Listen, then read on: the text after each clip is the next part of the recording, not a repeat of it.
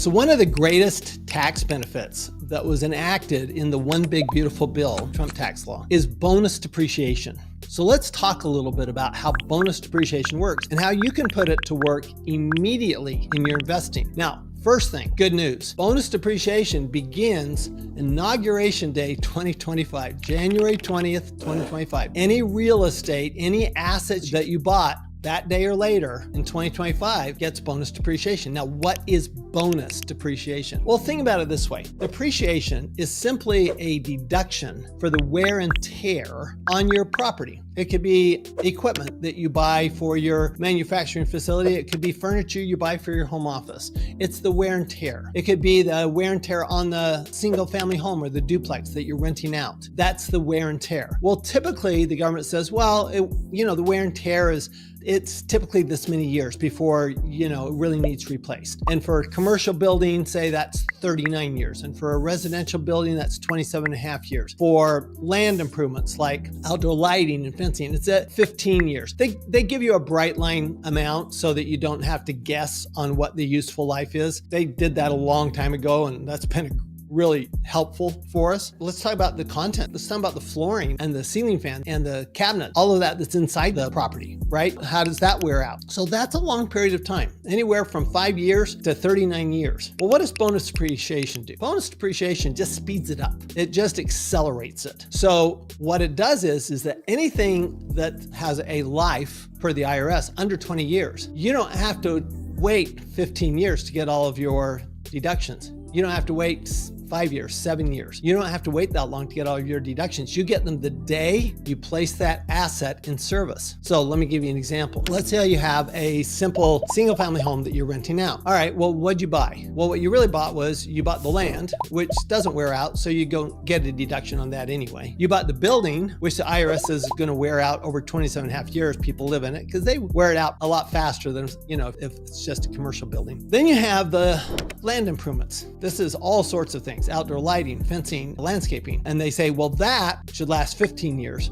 I would be very happy for my landscaping to last 15 years. And then you have the contents of the building. That's gonna last 5 to 7 years, they say. Okay, but anything in that 5, 7, 15 years, that's probably 20 to 30% of the purchase price of that property. That's deductible the day you place in service. One of the biggest problems with owning gold is storing that gold. You pay month after month just to keep it locked away and your stack never grows. But with monetary metals, the model is flipped. Instead of you paying fees, they actually pay you in gold to store your gold with them. That means your ounces go up every month. Now, how does that work? They lease your gold to qualified vetted businesses like jewelers, refiners, mints that need it for inventory to operate.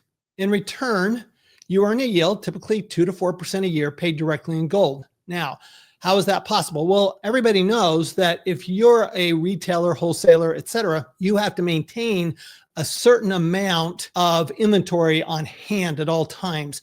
And rather than buying that inventory, they're leasing the inventory from you. So they have the gold there in their inventory for 12 months. And after 12 months, you can get it back or you can renew your lease. That's how it works. So for many investors, this simple shift, turning the cost of storage into a yield on their storage, is the difference between watching wealth erode and watching it compound. Monetary Metals has already completed over 75 deals across 5 continents with thousands of ounces paid out to clients, and so far, 0 losses. So if you own gold, ask yourself, why let it drain you when it could be working for you? Go to monetary-metals.com/CPA today and see how your ounces could start growing again.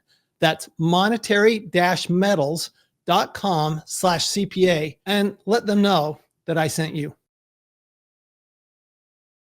I keep saying placed in service. What does placed in service mean? Placed in service means that not only do you own it, but it is available for rent, okay? So if you're rehabbing it and it's not available for rent, it is not placed in service. If you're building it, it is not placed in service until you hold it out for rent. The minute you hold it out for rent, in the case of a rental property, it's placed in service, even if you don't have a renter. So you could literally finish your rehab by December 31st, put an ad out in the listing service, put an ad out on Google, on Facebook, whatever, and advertise it for rent. You placed it in service. Okay, you've got a certificate of occupancy, you placed in service. Even if you don't do that until December 31st, you get 100% bonus depreciation on all of that property that's under 20 years, 5 to 15 years, basically. Well, how do you do that? How do you come up with that 5 to 15 years? Well, we have to do what's called a cost segregation. And a cost segregation means you hire a professional. Once again, you hire a professional, typically an engineer, an engineering firm or a CPA firm with engineers on staff. Either way works. But those engineers, they are actually going to go out and they're going to look at the quality. They're going to measure. They're going to find things like wiring that goes to sound system. They're going to find things like plumbing that go to the dishwasher and the other appliances. They're going to find all those things. They're going to cost them out and they're going to give you a report. And that report probably going to be somewhere between 50 and 150 pages long. It's a very serious report. It's going to have pictures in it. It's going to have their detailed explanation of how they did what they did. Why is that important? Because should you ever get audited, one of the first things you're going to do is hand them a copy of the cost segregation report. Now, if you don't have that cost segregation report, or frankly, if you even did it personally, right? I'll tell you what happens when you do it personally or your CPA does it without an engineer. Two things will happen. One is it's not going to have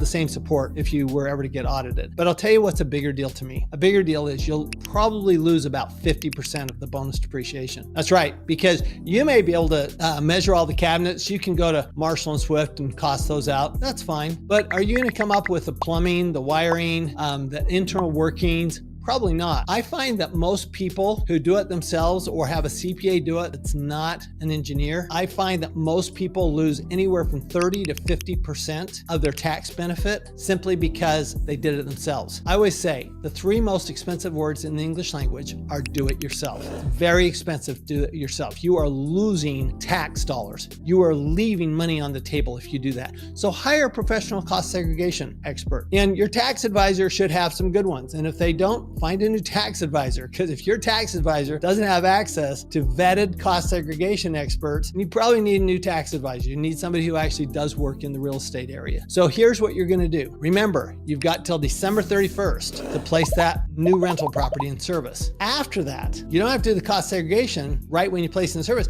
You have until you file your tax return, which could be as late as September or October of next year. So this is something, by the way, you can't wait because we're in the second half of the year here. Second half of the year. Well, how are you going to find that property, close on it, fix it up, get it placed in service? So start now. And on top of that, one more thing. You want to make sure you get all of the tax benefits now. Now that is part of the tax strategy. That's working with somebody, a tax advisor who really understands real estate. Why is that important? Because if you don't, a lot of times what you'll get is, well, that's a passive loss. You're a passive investor. Therefore, you don't get the tax benefit. That goes back to what I've said many times. One of the worst four-letter words in the dictionary is lazy. And it's a lazy CPA. It's a lazy tax advisor, a lazy tax preparer who tells you there's nothing we can do. Let's not even explore how could we get that passive loss to be deductible today? Because you want the money now. Why do you want it now? Because that means that those tax savings you can reinvest. You can invest in more properties. You can invest wherever you want to invest. But those